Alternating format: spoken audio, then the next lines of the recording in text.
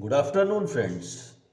अगर कोई मुझसे ये पूछे कि इंग्लिश बोलने के लिए क्या करना चाहिए तो मैं उसको ये जवाब देता हूँ कि इंग्लिश अगर बोलना है तो सिर्फ बोलना है।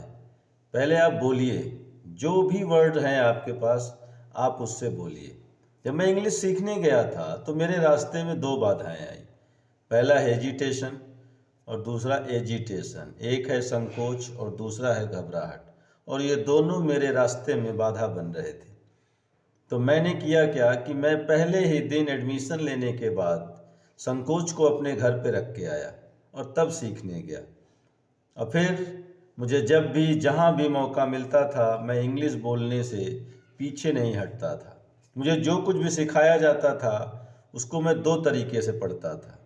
या तो मैं उन्हीं सेंटेंसेस से कुछ बोल देता था, और या तो मैं कुछ वर्ड्स को लेकर कुछ सेंटेंस बना देता था ताकि वो चीज़ें भूलें ना।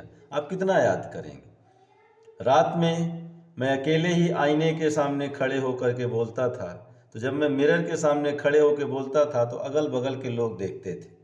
तो मैंने कोई संकोच नहीं किया और बिना उनको देखे, बिना उनके डर के मैंने केवल अपना काम किया, अपने दिल की बात सुनी, मैंने इंग्लिश बोली। और 6 महीने लगे दोस्तों, और मुझे जो कुछ भी आता है इंग्लिश में, मेरे ऊपर एक जुनून सवार हो गया इंग्लिश सीखने का। मैं ट्रेन में रहूं, बस में बैठा हूं, मैं किसी दुकान पे हूं, वहाँ पे जो लोग कुछ भी हिंदी में बात करते थे मैं उसको इंग्लिश में ट्रांसलेट करता था। फिर मैंने अपने जेब में एक पॉकेट डायरी रखी। उस डायरी में मैं जो कुछ भी कहीं पे भी याद आ जाए, कोई कुछ भी बोले, मैं उसको लिख लेता था और उसको आकर के घर पे डिक्शनरी में देखता था या अपने टीचर से पूछता था। इस तरह से जुनून इतना चढ़ गया मेरे सर पे कि मैंने तभी सांस लिया जब मुझे इंग्लिश बोलनी आ गई। और मैंने एक पॉकेट डिक्शनरी रखी, उसमें जो भी वर्ड मैं लिखे रहता था उसको कहीं पे भी समय मिले मैं उसको खोल के याद कर लेता था, देख लेता था। उससे मुझे बहुत हेल्प मिली। मैंने लगभग, उस समय मैं जब सीख रहा था, 500 वर्ड मैंने अपनी डिक्शनरी में लिखा था। पर्सनल डिक्शनरी थी जो मेरे जेब में रहती थी, और वो वर्ड्स में जहाँ कहीं भी रहता था। ये शुरुआत के दौर की बात मैं आपसे कर रहा हूँ। मैंने 500 वर्ड मीनिंग याद कर ली तो मुझे लगता था कि मैंने बहुत बड़ी जीत हासिल कर ली है। और वैसे तो ग्रामर और वोकैब दो चीज़ें होती हैं इंग्लिश जानने के लिए, लेकिन मुझे लगता है कि वोकैब पे अगर आपकी अच्छी कमांड है, अगर आपको वर्ड मीनिंग अच्छी आती है तो आप इंग्लिश बोल सकते हैं।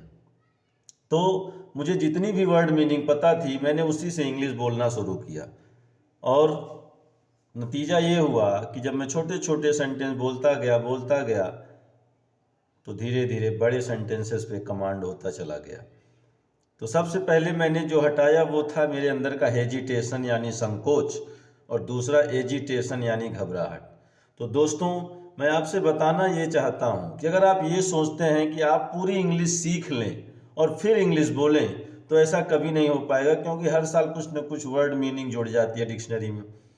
तो इसलिए आपके पास जितने भी वर्ड्स हैं, आप जितने भी शब्दों के मालिक हैं, उसी से इंग्लिश बोलना शुरू करिए।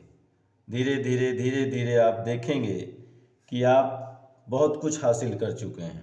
और जब तक आप बोलेंगे नहीं तब तक आपको इंग्लिश बोलना नहीं आएगा, क्योंकि इंग्लिश बोलने के लिए सबसे ज़्यादा ज़रूरी होती है एटमॉस्फियर, वातावरण, कि आप किस माहौल में हैं, वहाँ ज़्यादा से ज़्यादा लोग इंग्लिश बोलने वाले हों, ताकि आपको जो कुछ भी पता है, जो कुछ भी याद है, उसका इस्तेमाल हो सके। You could use this.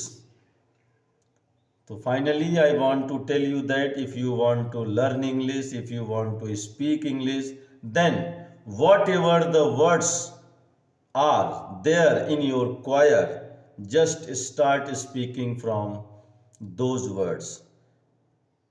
Thanks.